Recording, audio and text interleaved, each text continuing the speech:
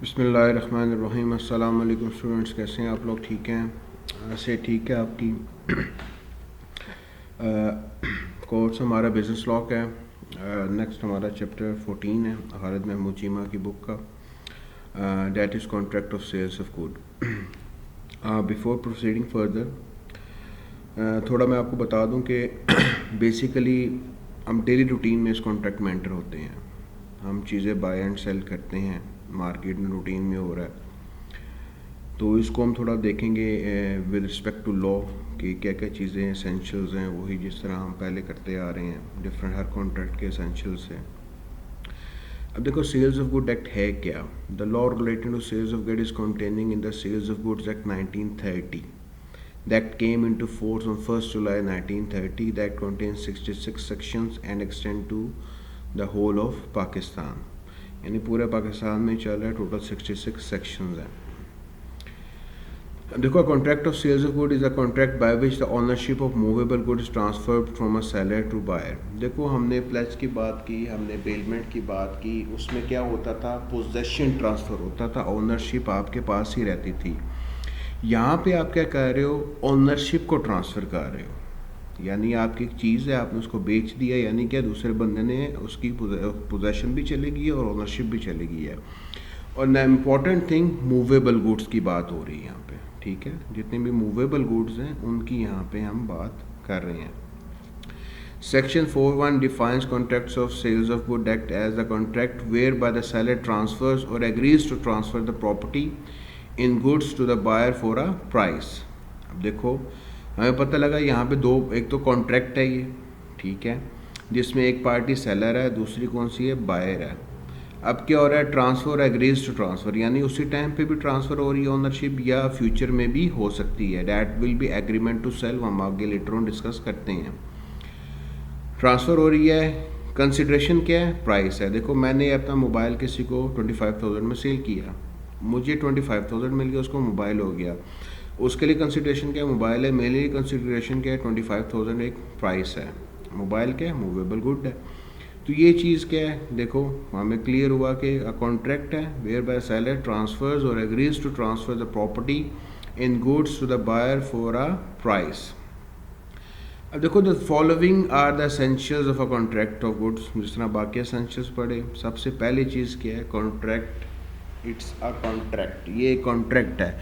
जितनी भी एसेंशियल्स हैं, all the essentials of a valid contract must be present in the contract of sales of good, like capacity of parties है, free concept है, legality of object है। It may be express और implied भी हो सकता है, verbal, written, सारा चीज़ें वही आ जाती, वो तमाम की तमाम चीज़ें इसमें आ जाती हैं। देखो, C promise to sell is ready to be, it is a contract of sales if the parties are competent to contract, consent is free and all essentials are fulfilled. यानी तमाम एसेंशियल्स फुलफिल्ड होंगे। क्या इससे हमें पता क्या चलता है कि माइनर के साथ ये कॉन्ट्रैक्ट नहीं हो सकता। अगर आपसे ज़बरदस्ती लिया जाए तब ये कॉन्ट्रैक्ट नहीं हो सकता। लीगल ऑब्जेक्ट नहीं है। फॉर एग्जांपल, आप किसी ड्रग्स का कर रहे हो डील, वो कॉन्ट्रैक्ट ऑफ सेल्स में नहीं आता। यानी वो तमाम के तमाम एसेंशियल्स जो है वो फुलफ़िल करने चाहिए, जो कि हमने चैप्टर 1 में स्टडी किए थे। अच्छा, उसके बाद सेलर एंड बायर, दो पार्टीज़ हैं। देखो, contract of sale must have a seller and a buyer. A buyer means a person who buys or agrees to buy. A seller means a person who sells or agrees to sell. यानी for example, एक individual मुझे कहता है कि मैं आपसे mobile ख़रीदना चाहता हूँ। मैं कहता हूँ मैं ठीक है, आपको हफ्ते बाद दे दूँगा। यानी क्या हुआ? मैं एग्रीज टू सेल हो गया, वो एग्री टू बाय हो गया। अगर ऑन द सपोर्ट हो रहा है, वो उसी वक्त हो रहा है, तो वो क्या? ट्रांसफ़र ऑफ पोजेशन होगी या ट्रांसफ़र प्रॉपर्टी हो गई है। लेकिन अगर फ्यूचर में हो रहा है तो वो एग्रीमेंट हो गया कि फ्यूचर में वो मैच्योर होगा। देखो, where there are joint owners of a particular, the owner of one part can sell his share to the owner of other part. देखो, फॉर एग्जांपल, दो भाई हैं, उनकी प्रॉपर्टी है, लेट्स सपोज दोनों के पास गाड़ी है, दोनों की ओनरशिप है, बल्कि वो डिविजिबल नहीं आती। उसको हम एग्जांपल के तौर पे ले लेते हैं। For example, A and B jointly own a computer, A sells his shares to B, B becomes the sole owner.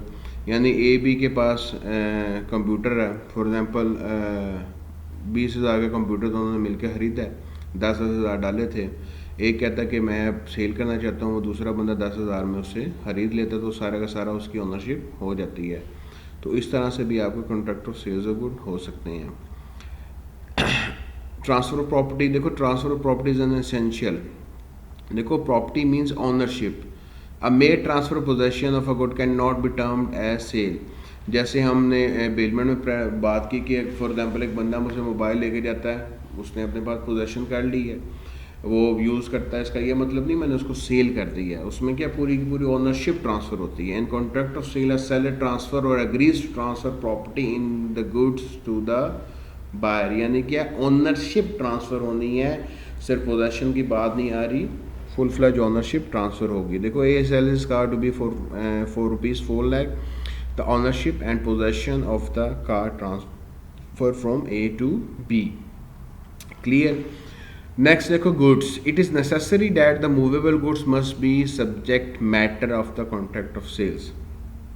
देखो बात की थी मूवेबल गुड्स, अब गुड्स की एक्चुअली डेफिनेशन क्या है in terms of contract of sales. Section 2(7) states good means every kind of movable goods other than actionable claim and money and includes electricity, water, gas, stock, shares, growing crops, grass, things attached to or forming land of the land which are agreed to be served before sale or under the contract of sale। यानी actionable claim. अब देखो actionable claim क्या चीज़ आ रही है, claim which can be enforce by court. For example debt due for one person to another, the money is not regarded as goods, however old coins are treated as goods।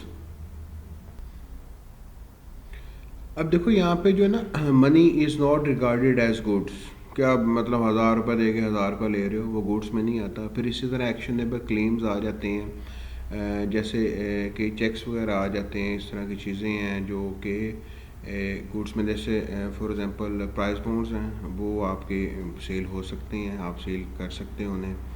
तो यानी actionable claim से मुराद है जिस पे claim हो court का, यानी जिसको अदालत रोक दे, यानी जो debt due to 1% to another, यानी जो अगर फॉर एग्जांपल चीज़ मेरी नहीं है और मैं उसको सेल कर दूं, तो वो तमाम चीज़ें आ जाती हैं जिस पे कोई और बंदा क्लेम कर रहा हो तो उसको आप सेल नहीं कर सकते। देखो ओल्ड कॉइन्स हैं, पुराने सिक्के हैं, वो सेल होते हैं, वो मेटल है, वो उसको वो गुड्स में ट्रीट कर सकते हैं।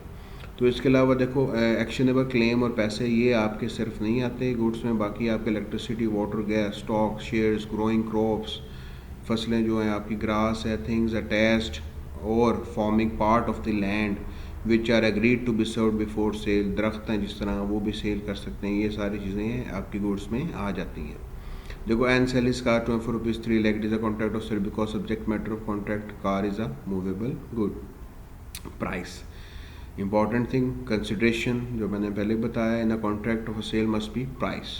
देखो गुड्स सब भी सेल होती हैं, एक्सचेंज होती हैं for the good, transaction is barter. जब हम कहते हैं फॉर एग्जांपल आपने एक गाड़ी दे के दूसरी गाड़ी ले ली जिसमें पैसे इन्वॉल्व नहीं, उसको बार्टर ट्रेड कहते हैं, उसको contract of sales of good में नहीं कह सकते।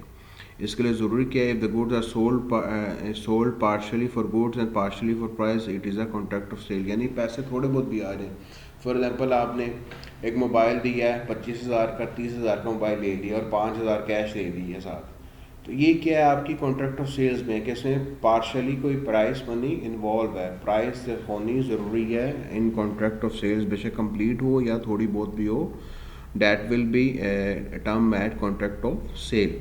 Because he sells his horse to B against B's promise to give 10 ton of wheat, it is not a contract of sale। ये क्या हुई है, बार्टर ट्रेड हुई है। क्लियर। अब बड़े इंपॉर्टेंट टॉपिक है, ये समझने की बात है जो मैं पहले कहा था कि sale and agreement to sale. मैंने एक बंदे से 5 रुपये लिए, मैंने बॉल पेन दे दी, डैट इज सेल। मैंने उसे कहा ठीक है मैं तुम्हें 1 हफ्ते बाद बॉल पेन दूंगा, आपसे पेमेंट ले लूँगा, that is agreement to sale. ठीक है, यानी क्या हुआ, जो आपकी ट्रांजैक्शन फ्यूचर में होगी वो एग्रीमेंट टू सेल है, जो करंट में होगी है, प्रेजेंट टाइम में होगी, that is sale. The term contract of sale include both sale and agreement to sale. तो कॉन्ट्रैक्ट ऑफ सेल में दोनों चीज़ें आ रही हैं। When ownership in a goods is transferred from a seller to buyer at a time of the formation of contract, the contract is called a sale. When transfer of ownership in the goods which take place at some future date, the contract is called agreement to sell। यानी जब आपने ownership transfer presently कर ली है, उसी time कर ली है, at the current moment कर लिए, डैट इज सेल। अगर वो खुद में से ओनरशिप ट्रांसफ़र फ्यूचर में चली गई है, that will be known as agreement to sell. देखो B buys a book from C and pays the whole price on the counter, it is a sale. आप जाके बुक काउंटर से किसी से जाके किताब खरीद लेते हो, किसी बुक स्टोर से जाके, that is contract of sale. A agrees to buy B's car for 8 lakh if his mechanic approves, it is an agreement to sell। यानी कोई बंदा है मेरे पास, का मैं आपकी गाड़ी खरीद लूँगा, 8 लाख की खरीदूँगा, अगर मेरे मैकेनिक ने इसको अप्रूव कर दिया तो वो फ्यूचर में मैकेनिक है कि अप्रूव कर देगा तो वो एग्रीमेंट टू सेल आपका हो गया है, वो फ्यूचर में आगे आपका एग्जीक्यूट होगा। अब डिफरेंस है इन दोनों का, देखो डिफरेंस बड़ा सिंपल सा आसान सा है। देखो ट्रांसफ़र ऑफ प्रॉपर्टी, सेल में क्या हो रहा है, ऑनरशिप की उसी टाइम पे हो रही है ट्रांसफ़र, यहाँ पे कहाँ पे हो रही है, in at some future date. फिर a sale takes place if the goods are in existence, होता यही है जब हमारे पास चीज़ें पड़ी हुई हैं तो उसी टाइम सेल हो जाती हैं, लेकिन इसमें अमूमन क्या होता है कि गुड्स फ्यूचर में आनी होती हैं। An agreement to sale takes place there are future goods. देखो फॉर एग्जांपल आप फर्नीचर वाले के पास की हो, वो कहता है मैं आपको सामान तैयार जो पड़ा हुआ है आपने ख़रीद लिया, सेल है, वो कहता है मैं आपको फ्यूचर में तैयार करके दूंगा, महीने बाद आपको मिलेगा, तो that is agreement to sale. जब तैयार होगा तो उसको फ्यूचर गुड्स में आ जाता है। फिर रिकवरी ऑफ गुड्स, देखो if the seller refuse to deliver the goods the buyer may sue for recovery of goods. आपने पैसे दे दिए आप, लेकिन उसने आपको चीज़ नहीं दी है तो वो अदालत में जाकर सू कर सकता है। एग्रीमेंट टू सेल के if seller refuses to deliver the goods the buyer can not recover the good but may sue for damages. देखो एग्रीमेंट टू सेल में क्या होता है, मोस्टली आपने पेमेंट नहीं की होती, आपने फ्यूचर में लेनी। फॉर एग्जाम्पल आपने फर्नीचर को कहा कि जी महीने बाद मुझे फर्नीचर है, वो कहता है आपको मिल जाएगा। अब वो फर्नीचर नहीं मिलता, उसमें आप फिर उसको गुड्स के लिए सू नहीं कर सकते, लेकिन आपका जो नुकसान हुआ है, आपको जो उस चीज़ें नहीं दी जिसकी वजह से आपको नुकसान हुआ है, तो आप डैमेजेस क्लेम कर सकते हो।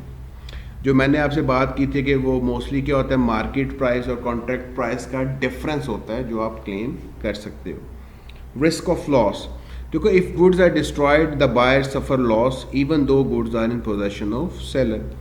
देखो आपने गुड्स खरीद लिए, पेमेंट कर दें, गुड्स आपकी पोजेशन में आगे मलकियत में है, अगर वो डिस्ट्रॉय हो जाती हैं इवन दो वो सेलर के पास ही पड़ेंगे, तो नुकसान किसका, बायर का।